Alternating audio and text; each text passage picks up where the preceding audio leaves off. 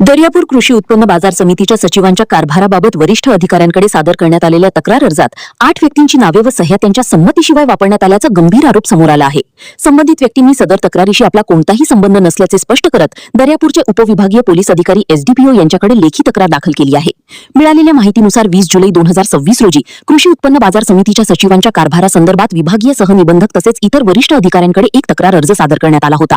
या अर्जावर तक्रारदार म्हणून दर्यापूर परिसरातील पत्रकार विक्की होले, अमोल कंटाळे, महेश बुंदे, शंतनू बोरेकर, रोहन डिक्कर, युवासेना जिल्हा प्रमुख अंकुश कावटकर, गोपाल अरबट, सूरज देशमुख या 8 जणांची नावे आणि सह्या असल्याचे नमूद करण्यात आले होते। मात्र संबंधित 8 व्यक्तींनी या तक्रारीपासून आपण पूर्णपणे अनभिज्ञ असल्याचे सांगितले आहे। तक्रार अर्जातील मजकुराशी आपला कोणताही संबंध नसून आपल्या नावासमोर करण्यात आलेल्या सह्या आपल्याच नसल्याचा दावा त्यांनी केला आहे। तसेच आमचे नाव व सह्यांचा गैरवापर झाल्याचे निदर्शनास आल्यानंतर संबंधित 8 व्यक्तींनी दर्यापूरच्या उपविभागीय पोलीस अधिकाऱ्यांची भेट घेऊन लेखी तक्रार सादर केली।